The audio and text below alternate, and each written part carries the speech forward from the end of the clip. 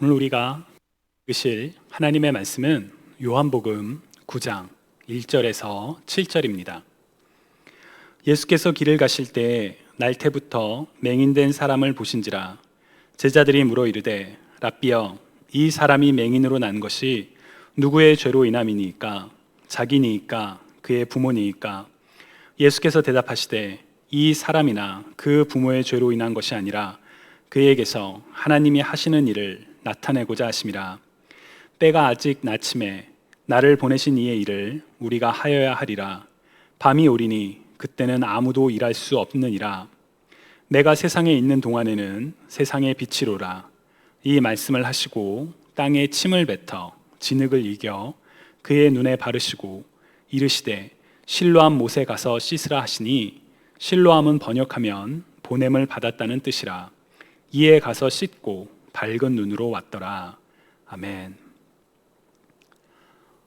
호흡곤란, 실신, 마스크에 쓰러지는 교사들. 얼마 전 한국 뉴스에 소개된 기사 제목입니다. 마스크를 쓴 채 오랜 시간 수업을 하면서 학생들 그리고 교사들 모두가 힘들어. 그 중에 일부 교사들이 호흡곤란으로 쓰러졌다라는 그런 기사 내용. 요즘 같은 날씨에 마스크를 쓰고 밖에 나가 보셨다면 비슷한 어려움을 겪어 보셨을 것입니다. 더구나 높은 온도에도 불구하고 코로나 전파를 막기 위해서 냉방기 사용을 자제하다 보니 더욱더 어렵기만 합니다. 왜 이런 일들이 일어나고 있는 것일까요? 바로 우리 입에서 배출되는 비말 때문입니다. 인간의 코와 입을 통해 배출되는 작은 입자들을 비말이라고 부르는데, 여기서 이 비말을 통해 바이러스, 곧 특히나 코로나 바이러스가 포함되어 있을 수 있기에 비말로 전파되는 감염을 막기 위해서 더운 날씨에도 공기를 순환시키는 냉방기를 틀지 못하고, 그리고 또 오랜 시간 마스크를 쓰고 수업을 하다 보니 교사들이 호흡곤란으로 쓰러지는 그런 안타까운 일들이 일어나고 있다고 합니다. 코로나 바이러스가 여전히 위협적인 상황에서 이러한 안타까운 일들이 앞으로 더 늘어날 것 같아 마음이 참 불편합니다. 이전에는 사람의 입에서 나오는 나쁜 말들이 사람을 더럽힌다고 경계해 왔지만, 이제는 사람의 입에서 나오는 비말, 침 등이 전염병을 확산시킬까 경계해야 하는 그런 시대가 된 것 같습니다. 그런 관점에서 오늘 본문은 참 설명하기가 쉽지 않은 그런 본문입니다. 6절을 보시면 예수님께서 땅에 침을 뱉어 진흙을 이겨 그의 눈에 바르셨다라고 되어 있지요. 왜 예수님께서는 침을 뱉어서 치유하셨을까요? 여러분, 왜 예수님께서 침을 뱉어 치유하셨다라고 그렇게 생각하시나요? 대답하기 쉽지 않은 이 질문은 우리가 성경을 읽을 때 고려해야 하는 중요한 원칙이 하나 담겨 있습니다. 성경은 시공을 초월하신 하나님의 말씀이기에 과거에도 현재에도 그리고 미래에도 동일하게 적용이 되지만, 성경을 읽고 해석할 때는 먼저 당시의 상황, 곧 컨텍스트를 통해서 본문을 접근해야 한다는 사실입니다. 조금 표현이 어렵지요. 다시 말하면 성경에는 시간에 관계없이 영원한 진리가 담겨 있습니다. 살아계신 하나님의 말씀이기 때문이죠. 그러나 우리가 성경을 읽고 해석할 때에는 현재의 관점으로 성경을 읽기 전에 당시의 문화, 맥락, 그리고 상황을 고려하면서 읽어야 한다는 뜻입니다.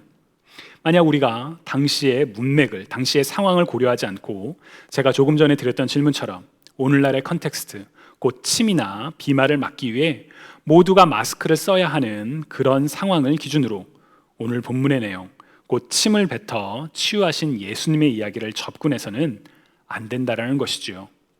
왜 예수님께서 침을 뱉으셨는지 당시의 상황, 컨텍스트를 먼저 이해하고 그렇게 당시의 컨텍스트를 이해하는 것이 첫 번째이고, 그래서 그것을 이해한 것을 바탕으로 하나님이 누구시며 하나님이 어떠한 일을 행하셨는지를 아는 것이 두 번째, 그리고 하나님과의 만남을 통해 얻은 메시지를 우리의 삶에, 오늘의 우리의 삶에 어떻게 적용하며 살 것인가가 바로 세 번째.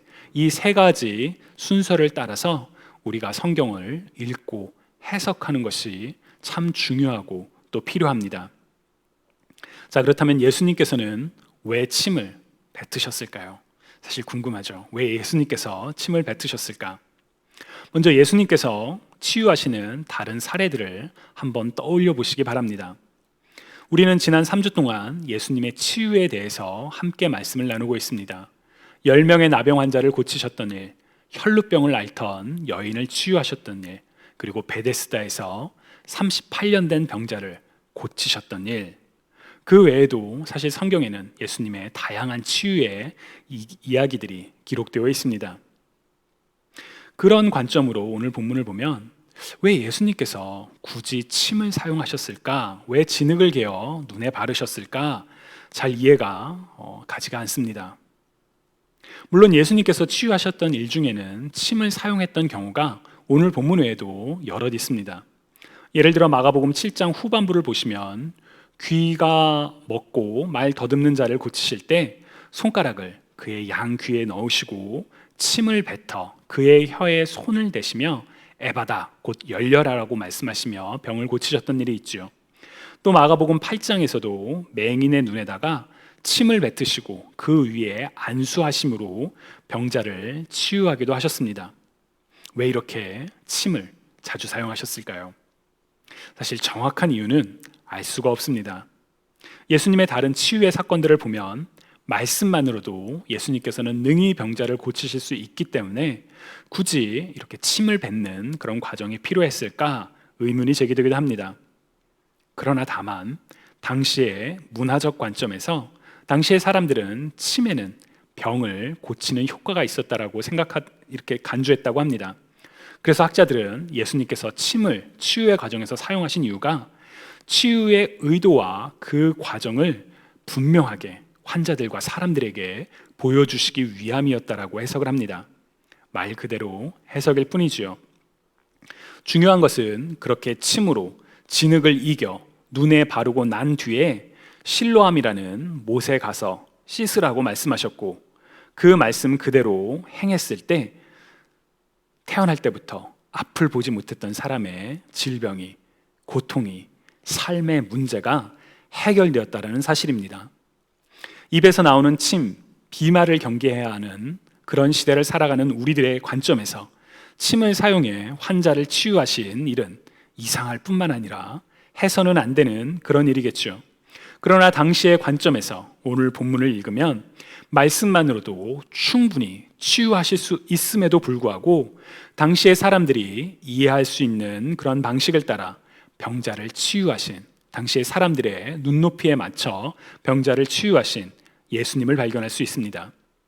무엇보다 하나님의 관점에서 오늘 본문을 보면 태어날 때부터 앞을 보지 못했던 사람의 고통을 해결해 주신 일을 병자를 향한, 그리고 고통당하고 억압당한 사람들을 향한 예수님의 사랑을 더욱 깊게 이해할 수 있게 해주는 그런 이해할 수 있도록 도와줍니다. 그렇기 때문에 우리가 성경을 읽을 때 올바른 관점을 가지고 성경을 읽고 해석하는 것은 참 중요하고 또 필요합니다. 만약 이러한 관점을 놓치게 된다면 우리는 보아도 보지 못하고 깨닫지 못하는 그런 영적인 눈먼, spiritual blindness에 빠지게 될지도 모릅니다. 눈이 뜨여 있기에 본다라고 생각은 하지만 실은 보아도 보지 못하는 그런 어리석은 말입니다. 오늘 본문에는 보아도 보지 못하는 그런 어리석은 사람들의 이야기가 담겨 있습니다. 바로 1절과 2절입니다. 예수께서 길을 가시다가 태어날 때부터 눈먼 사람을 만나셨습니다. 주님은 어떠한 마음이셨을까요? 여러분, 예수님께서 길을 가시다가 태어날 때부터 눈을 먼 사람을 만나셨어요. 어떤 마음으로 그 사람을 바라보셨을까요? 태어날 때부터 보지 못하며 살아가는 일을 분명 안타까운 마음으로, 국률의 마음으로, 불쌍한 마음으로 바라보셨으리라 생각합니다. 그러나 제자들은 그렇지 못했습니다. 2절을 보시면 제자들이 예수님께 묻습니다. 랍비여, 이 사람이 눈먼 사람으로 태어난 것이 누구의 죄 때문입니까? 이 사람의 죄 때문입니까? 아니면 부모의 죄 때문입니까? 제자들은 궁금했습니다. 당시의 문화적 관점에서 질병은 죄로부터 오는 것이었는데, 그렇다면 태어날 때부터 눈이 멀었던 이 사람은 도대체 누구의 죄 때문이었을까? 죄를 가지고 태어난 것일까? 아니면 부모의 죄가 전가된 것일까? 이런 제자들의 호기심이었던 것이죠. 사실 그런 호기심은 이해가 갑니다. 우리도 어떤 경우에 누군가에게 안 좋은 일이 생겼을 때 왜 그랬어? 도대체 무슨 일이야? 라고 원인을 먼저 물을 때가 있죠. 그러나 제자들의 질문 속에는 사실 고통에 대한 무관심이 담겨 있습니다.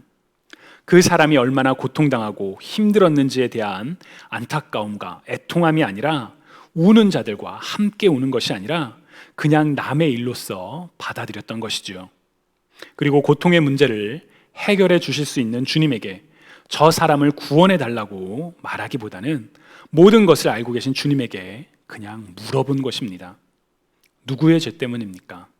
날 때부터 눈이 먼 사람을 보기는 보았지만 그의 고통을 바라보지는 못했던 것이지요. 이에 예수님께서 하시는 답변이 3절부터 5절에 기록되어 있습니다.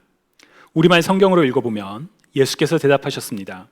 이 사람의 죄도 그 부모의 죄도 아니다. 다만 하나님께서 하시는 일들을 그에게서 드러내시려는 것이다.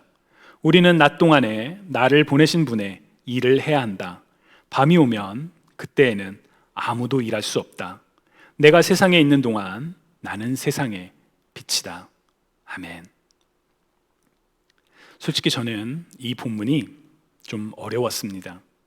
왜냐하면 개역개정으로 3절을 읽으면 날 때부터 눈이 멀었던 이유가 본인의 죄나 부모의 죄가 아니라 하나님께서 하시는 일을 나타내고자 함이다 라고 쓰여 있기 때문에 일부러 의도적으로 눈이 멀게 태어난 것이다 라고 읽히기 때문입니다.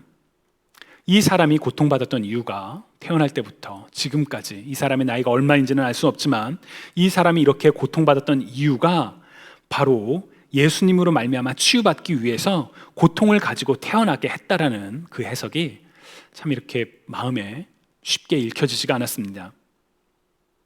하나님의 능력을 나타내시기 위해 일부러 고통을 당하게 한 것이다라는 그 해석. 성경이 동일하게 증거하고 있는 하나님의 사랑과 하나님의 자비, 하나님의 은혜의 관점과 무언가 맞지 않는 그런 어색함이 있었습니다. 그런데 이번에 설교를 준비하면서 이 구절에 대한 의미 있는 해석적 관점을 발견하게 되었습니다. 3절을 자세히 보시면 사실은 두 문장이 연결되어 있습니다. 그래서 좀 전에 읽어드린 우리말 성경에서는 사실 그 문장을 아예 띄어놨죠. 분리시켜 놨습니다.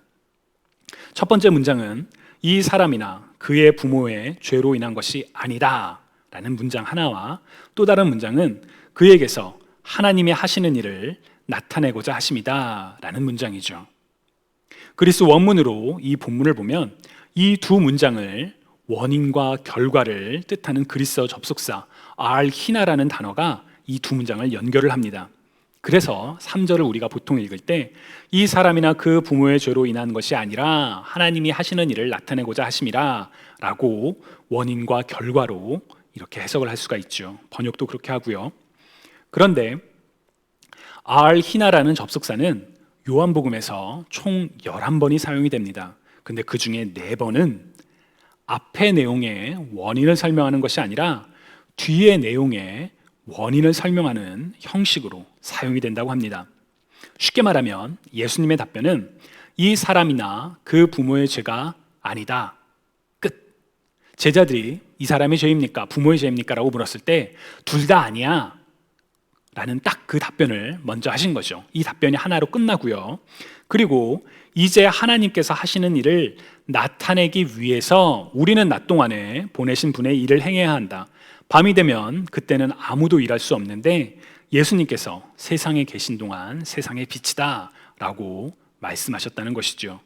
즉 3절 후반부의 내용을 3절 전반부에 붙여서 해석하는 것이 아니라 바로 3절 후반부에 붙여서 해석을 하는 방식입니다. 저는 이 해석적 관점을 더 선호합니다. 두 가지 이유가 있는데요. 하나는 오늘날의 성경의 장절 구분은 성경이 쓰여질 처음부터 있었던 것이 아니라 후대에 붙여진 것이기 때문에 우리가 성경을 공부하거나 성경을 이렇게 자세히 읽을 때는 너무 장절의 구분에 매이는 것이 바람직하지 않습니다. 그래서 성경 읽기는 장절을 따라 읽는 것이 아니라 성경의 문맥을 따라 읽는 것이 굉장히 중요합니다. 두 번째 이유는 무엇보다 이 해석적 관점에는 성경이 동일하게 증거하는 하나님의 긍휼과 자비를 잘 담아내고 있기 때문입니다. 예수님께서 하시는 일을 드러내도록 하기 위해서 날 때부터 눈을 멀게 해서 태어난 것이 아니라 날 때부터 눈이 멀었던 사람에게 하나님께서 보내신 예수 그리스도가 다가오셔서 그를 치유하셨다는 것이지요. 주님이 사랑하시는 여러분, 성경이 증언하는 하나님은 영원토록 동일하신 변하지 않으시는 하나님이십니다. 하나님은 죄를 심판하시는 공의로운 하나님이시지만 우리를 불쌍히 여기사 우리를 구원하시기 위해 하나님의 아들 예수 그리스도를 보내신 사랑의 하나님이시기도 합니다. 그리고 하나님의 뜻대로 이 땅에 보냄을 받으신 예수 그리스도가 보여주신 긍휼과 자비, 치유, 그리고 십자가에서 완성하신 대속의 사랑, 바로 우리가 그러한 사랑을 입은 자들이지요. 신실하신 하나님께서 우리를 구원하셨다는 것을 기억하며 주님께 감사와 찬양을 올려드리는 저와 여러분이 되시기를 간절히 축원합니다. 오늘 본문인 요한복음 9장 후반부에는 보아도 보지 못하는 어리석은 사람들의, 안타까운 사람들의 이야기가 담겨 있습니다. 하나 더 담겨 있죠. 이들은 당대의 누구보다 율법을 잘 아는 바리새인들이었습니다. 앞서 예수님의 제자들은 날 때부터 눈먼 사람의 고통을 바라보지 못했고 이 사람이 왜 눈이 멀었냐, 누구의 죄로 인함이냐 라는 그런 질문을 했었죠.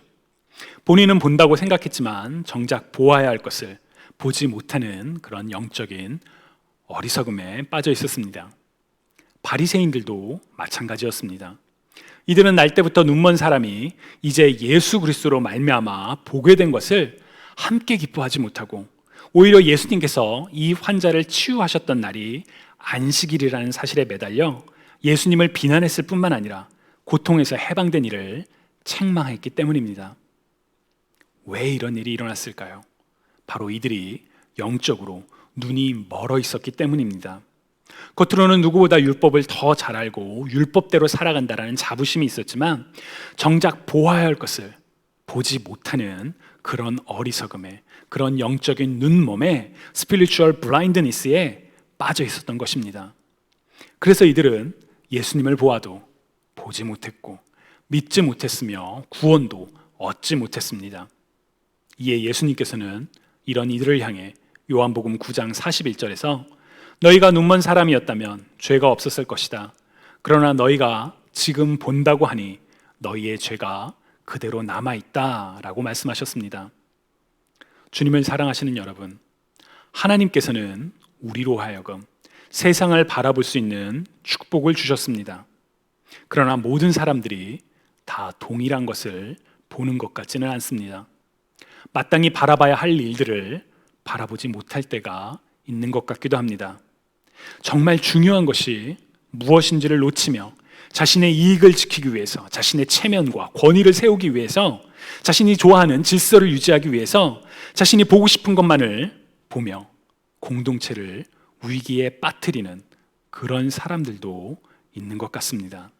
그렇기에 오늘을 살아가는 우리의 하루가 더욱 혼란스럽고 어렵게 느껴지는 것 같기도 합니다. 그러하기에 바로 이런 때일수록 우리에게 더욱 필요한 것은 눈에 보이지 않는 것을 바라보는 것입니다. 아니, 엄밀히 말하면 우리 눈에 보이는 것이었지만 우리가 보지 못했던 것을 바라봐야 합니다. 세상의 관점으로 보면 보이지 않았지만 하나님의 관점으로 보면 보이는 것, 예수님이라면 어떻게 바라보셨을까라는 그 질문으로 보면 우리 눈에 보이지 않았던 것들이 보이기 시작합니다. 그래서 저는 보이지 않았던 것들을 볼 수 있게 되는 것이 축복이라고 믿습니다. 여러분의 오늘의 삶 속에서 그러한 축복을 어떻게 경험할 수 있을까요? 바울은 너희가 먹든지 마시든지 무엇을 하든지 다 하나님의 영광을 위하여 하라라고 말을 했습니다.